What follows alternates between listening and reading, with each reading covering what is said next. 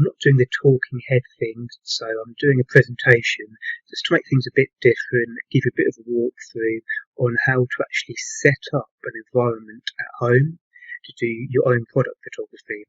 It's actually really easy, you don't need a lot, and I shall walk you through the process now. So, as I say, the purpose of this presentation is to get started from home. If you're not sure where to start exactly, this will show you exactly what to do, how to set things up, from the lighting to using your own mobile. You don't even need a camera, to be honest. So yeah, it's all about the equipment and the setup. So just to lay out the problem and the solution, a lack of equipment means you can just use what you already have. You don't need to buy anything that you don't already have if you don't want to. You can get going now and start selling your stuff. If you're not sure how to set things up, as a non-professional commercial photographer generally does, just do a good enough job and you get the majority of the results that they get. As I say, this is really just an item on a white background. It's not too difficult once you have everything in place.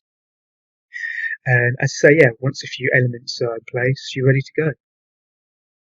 So who am I? I work in an art gallery / shop in Cambridge. I basically picked up product photography skills on the job, so I'm self-taught, and I found it's actually easy the majority of the time to get the majority of the results, as I've already said, that professionals get. So let's get on with the steps. So the 4 things you need are lighting, background, a tripod, but you don't need a tripod, we can work around that, and just your phone. We all have a phone, you've got a camera, that's a bonus, but they're the 4 main elements you will need to do your product photography at home. So starting off in the lighting, sunlight is generally a fine aspect to use. It's a soft light source, meaning it will wrap around the whole environment. Obviously, if you're doing it next to a window, the opposite side of the product is going to have a shadow cast on it. So in that case, just get a white piece of card, put it on the opposite side, and that will bounce some of the light back onto the product to give it an even illumination. Now, softbox lights, these are the big lights you see the professionals using. You pick them up for £50, $50 on Amazon. In this way, you can actually control the light. So unlike the sunlight from outside, which is uncontrollable, softbox lights are controllable.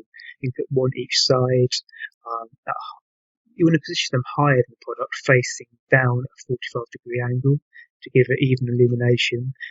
Play around with the angles to get rid of all the shadows, and then you're ready to go. A light box that works with smaller products. It also works as a background as well, so it's a small box with a light inside of it. You just put your camera close to it, take the picture, ready to go. That's the easiest way to do this if you decide to go for the light box. And lastly is the flash. I do recommend you don't use the flash because it gives a different result to what you see in the display, so it's hard to predict what results you're going to get.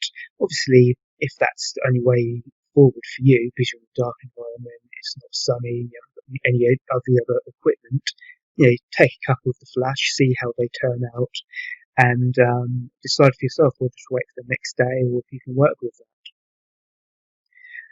Onto the background. So in product photography, it's all about the white background because this puts all the focus on the product itself.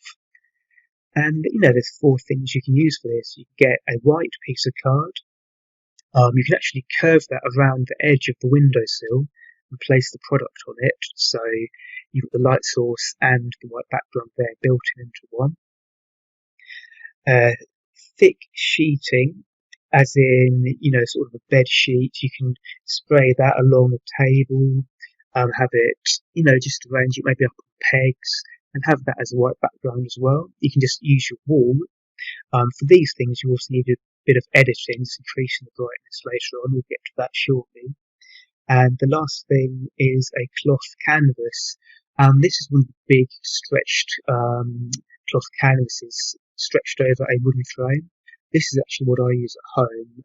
Place it up against the wall, put the product on a table with some white card along the table, product on top, and then ready to go. A tripod is one thing you probably should get if you don't have one, but if you don't worry, because as I say in the last point, you can use the timer, and the benefit of the timer is that it gives you a few seconds to hold the camera steady, because obviously when you're pressing a button to take the photo, there's a slight movement, and that's going to decrease the quality.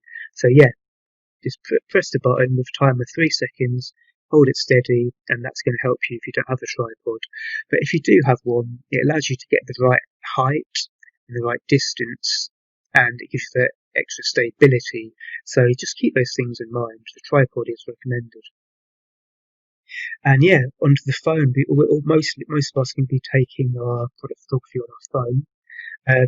Just use autofocus, click on the product itself. That usually creates a shallow depth of field, meaning it blurs the background out. So, I mean, even if you're not using a white background, having the background blurred out is still going to focus your attention on the product. So, that's a secondary bonus if you don't go the white background route. Editing, we all know how to do this. You generally want to increase the brightness slightly to give that pop, maybe the contrast up a bit as well. And that's the benefit of the phone is uploading, so you can upload the picture straight to whatever e-commerce or social media channel you're using. You can do this from new cameras as well, but yeah, I thought I'd just make that there.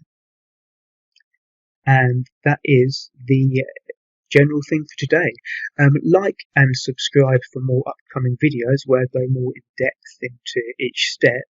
This is the first in a series of a load of videos I'm doing, and this is just to give you a general overview of how to get set up from home, and I hope you found it helpful.